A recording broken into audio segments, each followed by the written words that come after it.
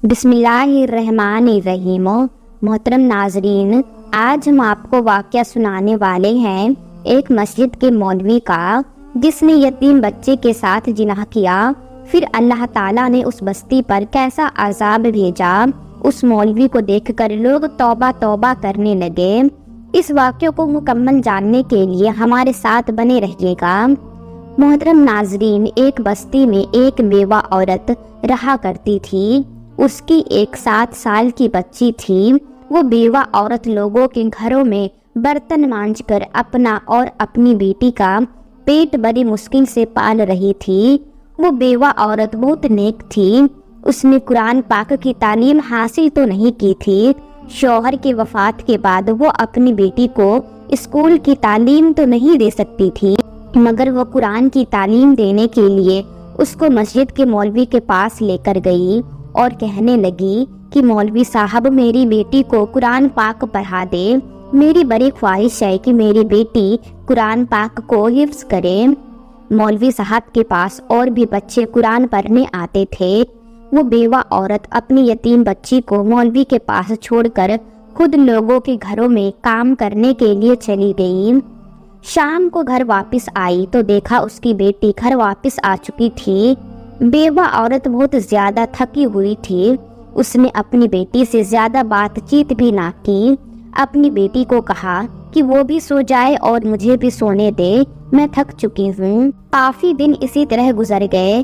صبح ہوئی، اس نے اپنی بیٹی کو کہا کہ جلدی اٹھے اور قرآن پاک پڑھنے کے لیے چلی جائے تاکہ تم لیٹ نہ ہو جاؤ اور مولوی صاحب تمہیں مارے نہ۔ صبح صبح وہ بچی ضد کرنے لگی کہ اماں، مجھے نہیں پڑھنا، میں مسجد میں نہیں جانا چاہتی۔ یہ سن کر اس کی ماں کو غصہ آیا۔ کہنے لگی، کیوں نہیں پڑھنا؟ تیری خاطر میں نے لوگوں کے گھروں میں کام کرتی ہوں، برتن مانجتی ہوں، مگر پھر بھی تجھے اسکول کی تعلیم نہیں دے سکتی۔ اگر مفت میں مولوی صاحب تمہیں قرآن پڑھا رہے ہیں تو کیوں نہیں پڑھنا چاہتی؟ وہ بچی کہنے لگی، ماں، میں تیرے ساتھ لوگوں کے گھروں میں جا کر برتن مانجھ لیا کروں گی، مگر مجھے مسجد مولوی کے پاس نہیں جانا۔ اس کی ماں نے اس کے منہ پر ایک زوردار تھپڑ مارا اور کہنے لگی، تجھے حافظ قرآن بنانا چاہتی ہوں، تجھے آسمان پر چمکتا ہوا دیکھنا چاہتی ہوں اور تو زمین کے خواب دیکھ رہی ہے۔ خبردار، آج کے بعد اگر ایسی بات اپنے منہ سے نکالنی۔ اس کی ماں اس کا ہاتھ پکڑ کر زبردستی مسجد میں چھوڑنے کے لیے چلی گئی۔ وہ بیوہ عورت اپنی بیٹی کو لے کر تیز تیز قدموں کے ساتھ مسجد کی طرف جا رہی تھی اور ساتھ میں اپنی بیٹی کو ڈانٹ رہی تھی، کہہ رہی تھی کہ اپنی پڑھائی کی طرف توجہ دیا کرو۔ خبردار، اگر میں نے مولوی صاحب کے منہ سے تمہاری کوئی شکایت سنی تو میری خواہش ہے کہ تم حافظ قرآن بن، اور تو ہے کہ تجھے اپنی ماں کی خواہش کا ذرا بھی احساس نہیں۔ اس کی بیٹی مسلسل روئی جا رہی تھی۔ مسجد کا دروازہ بھی آ گیا۔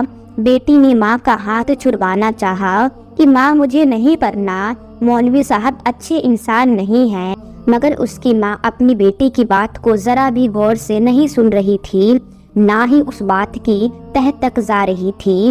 وہ صحیح سمجھ رہی تھی کہ بچی نہ پڑھنے کی وجہ سے بہانے کر رہی ہے، مگر اس کی ماں اپنی بیٹی کی بات کو ذرا بھی غور سے نہیں سن رہی تھی، نہ ہی اس بات کی تہ تک جا رہی تھی۔ وہ یہی سمجھ رہی تھی کہ اس کی بچی نہ پڑھنے کی وجہ سے بہانے کر رہی ہے۔ اس کی ماں اس کا ہاتھ کھینچتے ہوئے مسجد کے اندر لے گئی۔ اس گاؤں میں ایک چھوٹی سی مسجد تھی جہاں گاؤں کا مولوی بچوں کو قرآن پڑھانے کے لیے آیا کرتا تھا۔ مولوی صاحب اس یتیم بچی کو روتے ہوئے دیکھ کر بری طرح گھورنے لگے۔ وہ بچی مولوی کی آنکھیں دیکھ کر ڈر گئی، سہم گئی۔ اس کی آنکھوں سے آنسو جاری تھے۔ اس ماں نے مولوی صاحب کو کہا کہ مولوی صاحب، آپ میری بیٹی کو سمجھائیے کہ قرآن پڑھنا انسان کے لیے کتنا ضروری ہے، میں تو روز اس کی ضد سے تنگ آ چکی ہوں۔ مولوی صاحب نے ایک نظر اس بچی پر ڈالی، ایک اس کی ماں پر ڈالی اور کہنے لگے، میں آج بچوں کو قرآن پڑھانے کے بعد 1 گھنٹہ مسجد میں اس کو رکھوں گا اور اس کو سمجھاؤں گا کہ قرآن پاک پڑھنے کی کتنی اہمیت ہے۔ یہ سن کر اس بچی کا رنگ فک ہو گیا۔ اس کی ماں نے اپنی بیٹی کا ہاتھ مولوی کے ہاتھ میں دیا اور خود مسجد سے باہر نکل گئی۔ وہ بیوہ عورت لوگوں کے گھروں میں جھوٹے برتن مانجا کرتی تھی۔ اس کے بعد یتیم بچی گمشدہ رہنے لگی۔ ذرا ذرا سی آہٹ پر ڈر جاتی۔ وہ اپنی ماں کے ساتھ سویا کرتی تھی۔ اکثر نیند میں بربرا کرتی تھی کہ مولوی صاحب میرے ساتھ ایسا نہ کرے، خدا کے لیے میرے ساتھ ایسا نہ کرے۔ اس کی ماں یہی سمجھ رہی تھی کہ مولوی صاحب اس کو ڈانٹتے ہیں، اسی لیے ایسا کرتی ہے، لیکن اسے کیا پتا کہ قصہ تو کچھ اور ہی ہے۔ جب بھی وہ اپنی بچی کو اپنے گھر آتے دیکھتی، ہمیشہ ڈری سہمی رہتی اور خاموش رہتی۔ اس کا چہرہ زرد ہوا پڑا رہتا، مگر اس کی ماں نے کبھی بھی یہ جاننے کی کوشش نہ کی کہ آخر میری بیٹی اتنی خوف زدہ کیوں رہتی ہے، یہ خوشی سے قرآن پڑھنے کے لیے کیوں نہیں جاتی۔ شاید اس کی ماں گاؤں کی سادہ عورتوں کی طرح تھی، اسے اندازہ ہی نہیں تھا کہ اس کی بیٹی کی آخر مسجد میں نہ جانے کی وجہ کیا تھی۔ مولوی صاحب کی نازیبا حرکتیں ہیں۔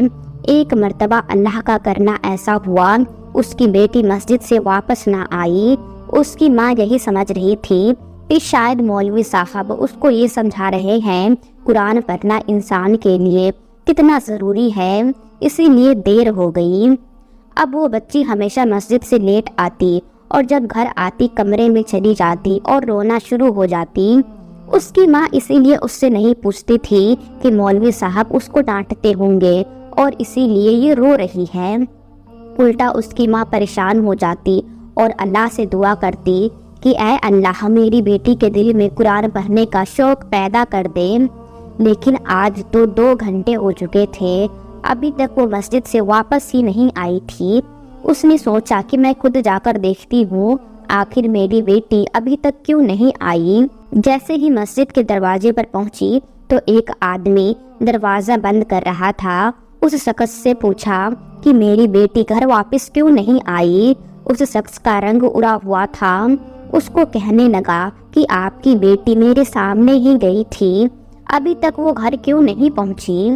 یہ سن کر اس کی ماں کا دل کانپ کر رہ گیا، آخر میری بیٹی ابھی تک گھر کیوں نہیں پہنچی۔ اس شخص کو کہنے لگی کہ نہیں، تمہیں کوئی غلط فہمی ہوئی ہے، ہمیشہ مولوی صاحب میری بیٹی کو دیر تک سمجھاتے رہتے ہیں تاکہ اس کے دل میں قرآن پڑھنے کا شوق پیدا ہو۔ تم مسجد میں جا کر اندر دیکھو، مولوی صاحب سے پوچھو کہ میری بیٹی کہاں ہے۔ اس شخص کے چہرے کی تو ہوائیاں اڑی ہوئی تھی، بار بار اپنے چہرے سے پسینہ پسینہ صاف کر رہا تھا۔ اس نے کہا دیکھو مسجد میں کوئی نہیں ہے، تم ایسا کرو کہ مولوی صاحب کے گھر چلی جاؤ اور وہاں جا کر ان سے پوچھ لو۔ وہ بیوہ عورت اپنی بیٹی کے لیے بہت زیادہ پریشان تھی۔ مولوی صاحب کے گھر گئی۔ مولوی صاحب کی بیوی نے دروازہ کھولا اور کہا مولوی صاحب تو ابھی تک گھر نہیں آئے، وہ ہمیشہ لیٹ ہی آتے ہیں۔ مسجد میں بچوں کو پڑھانے کے بعد وہ گاؤں کے سردار کے بچوں کو قرآن پڑھانے کے لیے چلے جاتے ہیں۔ یہ سن کر وہ عورت کا دل جیسے دھڑکنا ہی بند ہو گیا۔ وہ بہت زیادہ پریشان تھی۔ جیسے ہی گھر پہنچی، سامنے جو منظر تھا وہ ناقابل برداشت تھا۔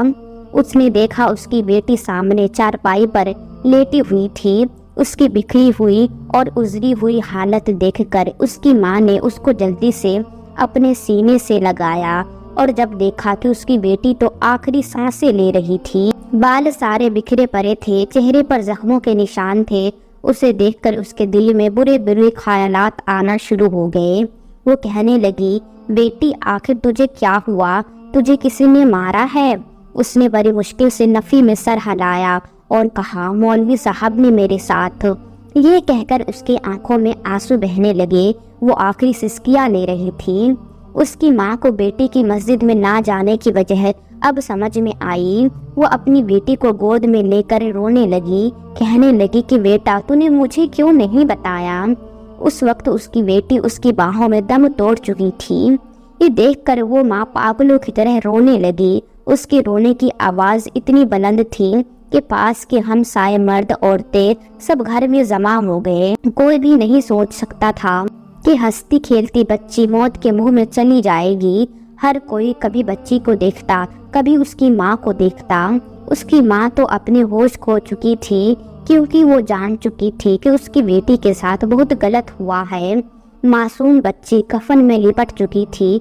पूरा गांव उस बेवा औरत के घर में जमा था और लोग एक दूसरे से बातें कर रहे थे कि बेचारी मासूम बच्ची मस्जिद में कुरान पढ़ने के लिए गई थी, रास्ते में किसी ने इसके साथ गलत हरकत की है और वही दम तोड़ गई।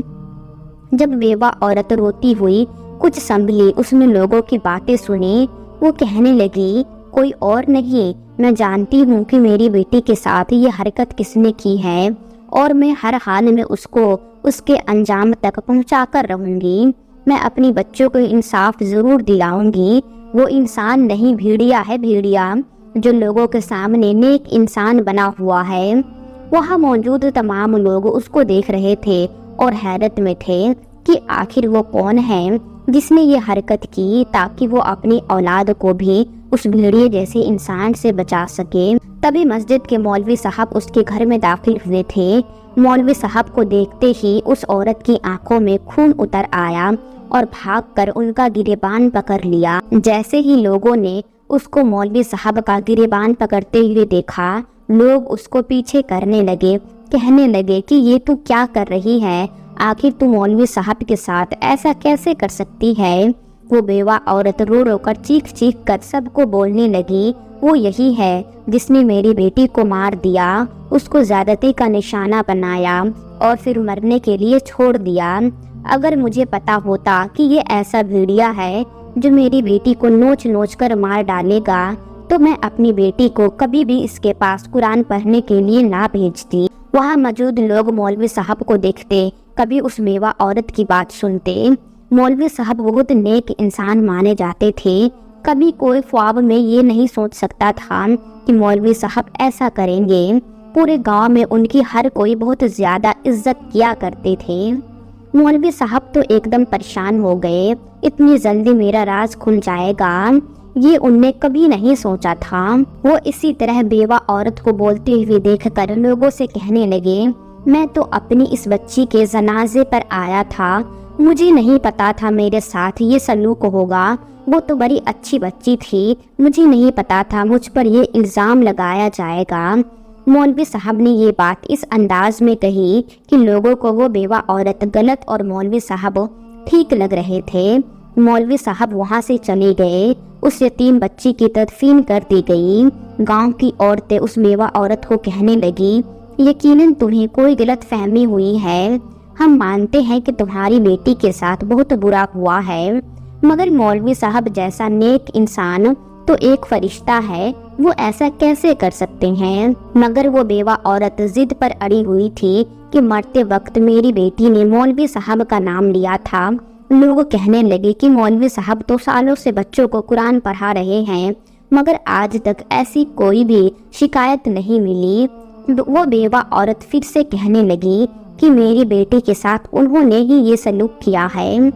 एक औरत तो यह सुनकर बड़े गुस्से से कहने लगी, मेरी भी बेटियां मौलवी साहब के पास पढ़ती है, अभी भी मेरी बेटियां इन्हीं के पास पढ़ती हैं और आज तक ऐसा हम लोगों ने कुछ नहीं सुना। मजबूरन वो औरत खामोश हो गई, कोई भी उसका साथ नहीं दे रहा था। शायद कि वो बर्तन मांजने वाली थी, उसके सर पर ना कोई वाली वारिश था। वो औरत अगले ही रोज उठी और रोती हुई वहाँ के सरदार के घर चली गई। काफ़ी देर इंतज़ार करने के बाद आखिरकार सरदार ने उसको अपने पास बुलाया। उसने पूरी बात सरदार को बताई। उसके बाद सरदार ने ये सुनकर कहने लगा कि मेरे बस की बात नहीं है, तुम गांव के काजी के पास जाओ, वही फैसला सुना सकता है। ये सुनकर वो बेवा औरत परेशान हो गई कि उन सब बातों को तो मैं नहीं जानती। वो सरदार के सामने हाथ जोड़ने लगी, रोने लगी, खुदा के लिए मेरी मदद करे, मेरी बेटी को इंसाफ दिलाए। सरदार ने कहा, इन सब मामलात का मुझे नहीं पता। फिर सरदार ने उसको काजी का पता दिया। वो उसके पास चली गई और जाकर पूरी बात बताई। काजी कहने लगा, फैसले के तह तक जाने के लिए तुम्हें कुछ पैसे देने पड़ेंगे। तो वो औरत कहने लगी, पैसों की आप फिक्र ना करें, मैं आपको जितने चाहेंगे उतने पैसे ला कर दूंगी, मैं कुछ भी करूंगी, आप मेरी बेटी को इंसाफ जरूर दिला दीजिएगा। ظالم مولوی نے میری بیٹی کو موت کے گھاٹ اتار دیا، اور اس عورت نے سب سے پہلے اپنے شوہر کی آخری نشانی سونے کی لاکٹ اور کچھ والیاں بیچی، اس کی ساری رقم قاضی کو لا کر دے دی۔ قاضی نے اس مولوی کو عدالت میں بلایا۔ وہ تو کبھی سوچ بھی نہیں سکتا تھا کہ وہ بیوہ عورت اسے یہاں تک لا سکتی ہے۔ بہت ہی بڑا جھٹکا لگا تھا کہ ایک حقیر اور برتن مانجنے والی عورت اس کو اس عدالت میں پہنچا سکتی ہے۔ پورا گاؤں اس بیوہ عورت پر تھو تھو کر رہا تھا۔ وہ نیک مولوی کو عدالت تک لے کر چلی گئی۔ لوگ کہنے لگے کہ بیٹی تو مر چکی، اس کے اشارے ثواب کے لیے کچھ نہیں کر رہی، اتنے نیک اور اچھے مولوی صاحب کے اوپر اتنا بڑا کیس کر دیا۔ سب لوگ حیران تھے کہ کیس کرنے کے لیے اس کے پاس پیسے کہاں سے آئے۔ لوگ کہنے لگے کہ یہ پیسے اس کے پاس کہاں سے آئے، ضرور یہ چوری بھی کرتی ہوگی، جن گھروں میں کام کرتی ہے انہی گھروں سے چوری کرتی ہے۔ وہ بیوہ عورت یوں ہی لوگوں کی باتیں سنتی رہی اور ان کو نظر انداز کرتی رہی۔ وہ تو صرف انصاف چاہتی تھی اپنی بیٹی کے لیے۔ ہر بار وہ قاضی کی عدالت میں جاتی اور مولوی صاحب نہ آتے۔ ہر بار عدالت اگلی تاریخ پر ٹل جاتی تھی۔ یوں ہی 6 مہینے گزر گئے۔ ہر مہینے اس قاضی کو وہ مانگی رقم مل جاتی تھی، یہاں تک کہ اس کی ہر چیز بک چکی تھی۔ اب اس کے پاس کوئی چیز نہیں بچی تھی۔ ساری رات وہ رو رو کر اللہ سے دعائیں مانگتی، مصلی پر بیٹھ کر روتی رہتی اور اپنے اللہ سے باتیں کرتی۔ کہنے لگی کہ اللہ تعالیٰ کاش کہ میرا ذہن اتنا روشن ہوتا، میں اس مولوی کا بھیانک چہرہ پہچان لیتی۔ اے میرے اللہ، کاش کہ میں اتنی عقل مند ہوتی کہ اپنی بیٹی کی حرکتوں کو اپنی نظر میں رکھتی اور آج میری بیٹی میرے پاس ہوتی۔ اس طرح مجھے اپنی بیٹی کو کھونا نہ پڑتا۔ میری تو دنیا ہی اجڑ چکی ہے۔ اب یہ دنیا والے نہ جانے مجھے کبھی انصاف دلائیں گے یا نہیں۔ اگلے روز وہ بیوہ عورت قاضی کے پاس گئی۔ قاضی کہنے لگا کہ اب وہ وقت آ چکا ہے، اس مولوی کو سزا دلواؤں گا، مگر تمہیں اس کے لیے مجھے ڈبل رقم دینا ہوگا۔ تھوڑی دیر کے لیے تو وہ بیوہ عورت اس سوچ میں پڑ گئی، کیونکہ اب اس کے پاس سوائے گھر کے کچھ نہیں تھا۔ وہ قاضی کہنے لگا کہ اب ہر حال میں وہ مولوی پھانسی پر چڑھ جائے گا۔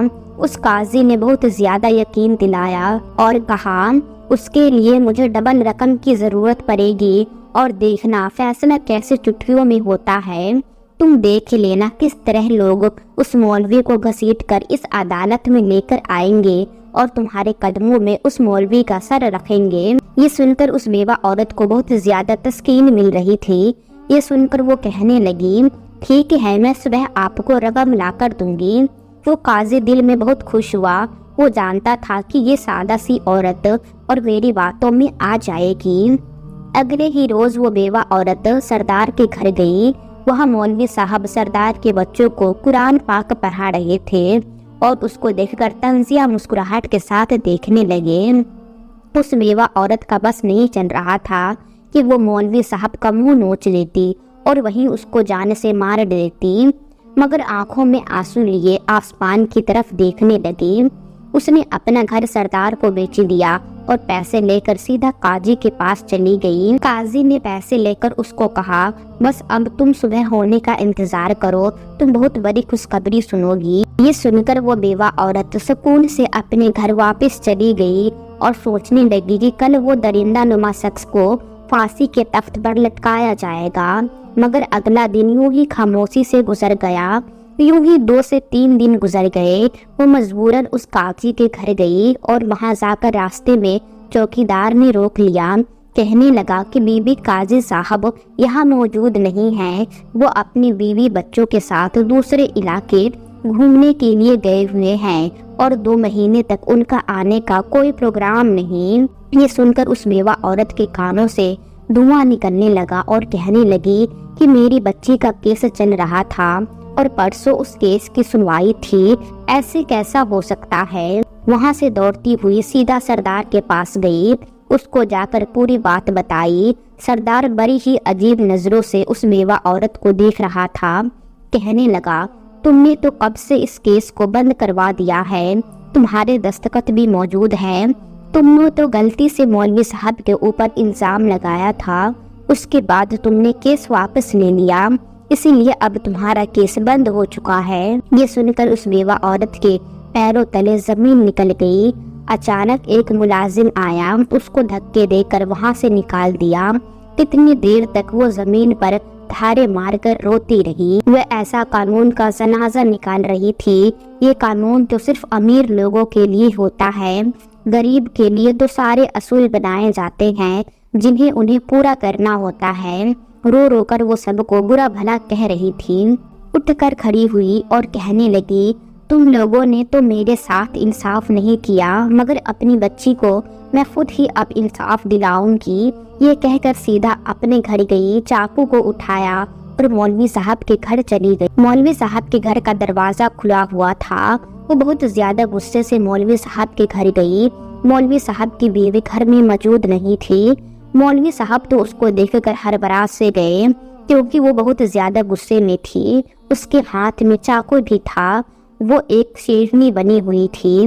جیسے ہی اس نے مولوی صاحب کے اوپر حملہ کیا، مولوی صاحب نے اس کا ہاتھ پکڑا اور ایک زوردار تھپڑ اس کے منہ پر مار دیا، مگر اس نے ہمت نہ ہاری۔ وہ یوں ہی مولوی صاحب کے ساتھ لڑتی رہی، ان کو کہتی رہی کہ تو نے ہی میری بیٹی کو مارا ہے، تو ایک انسان نہیں، تو ایک درندہ ہے، لوگوں کے سامنے تو فرشتہ بنا پھرتا ہے، مگر اللہ پاک نے تجھے اولاد جیسی نعمت سے نہیں نوازا، تو بے اولاد ہے اور بے اولاد ہی مرے گا۔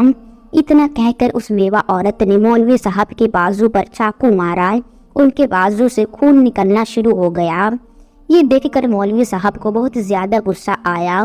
انہوں نے پوری طاقت اور قوت سے بیوہ عورت کو تھپڑ مارنا شروع کر دیے۔ وہی چاقو اس سے پکڑ کر اس کے سر پر ضربیں لگانے شروع کر دی۔ وہ ساری خون سے بھر چکی تھی، اس کے سر سے خون بہہ رہا تھا۔ وہ کمزور اور بیوہ عورت اپنے آپ کو بچانے کے لیے مولوی کو نوچ رہی تھی، مگر وہی اس مولوی درندے نے اس بیوہ اور کمزور عورت کو بے بس کرنے کے لیے وہی سب کچھ اس کے ساتھ کیا جو اس کی بیٹی کے ساتھ کیا تھا۔ اس مولوی نے اس بیوہ عورت کو بجازتی کا نشانہ بنایا اور پھر کسی فضول چیز کی طرح اسے گھر سے باہر پھینک دیا۔ وہ بے ہوش ہو چکی تھی۔ جب ہوش میں آئی، اس کا ذہنی توازن بگڑ گیا۔ دنیا کی کوئی ہوش نہیں تھی۔ پہلے بیٹی کی موت کا غم، غربت کی ستائی ہوئی بیوہ عورت اور قاضی کی عدالتوں کے چکر لگا کر ذلیل ہو چکی تھی۔ اس کی ہر چیز بک چکی تھی، مگر وہ پاگل ہو چکی تھی۔ ماری ماری گلیوں میں پھرتی رہتی، لوگوں کو گھروں کے دروازے بجا کر ان کو کہتی کہ دیکھنا، تم لوگوں نے مجھے انصاف نہیں دلایا، میری مدد نہیں کی، میری بچی مر گئی، تم لوگوں نے مجھے انصاف نہیں دلایا، اب اللہ میرا انصاف کرے گا، تم لوگوں نے تو میرا ساتھ نہیں دیا۔ پہلے تو لوگ اس کی باتیں سن کر شرمندگی محسوس کرتے اور دکھ کرتے، لوگ اس کو کھانا بھی دے دیا کرتے تھے، مگر آہستہ آہستہ جب اس کی یہ آہیں اور بددعائیں بڑھتی گئی تو لوگوں نے اس پر غصہ آنا شروع کر دیا۔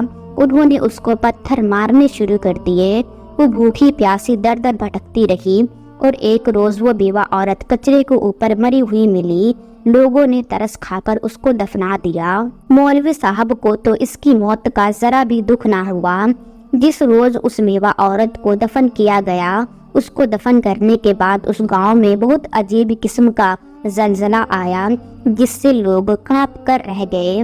اس زلزلے سے زمین پر بہت گہری دراریں پڑ رہی تھی۔ لوگ استغفر اللہ کرتے ہوئے گھر سے باہر نکلے۔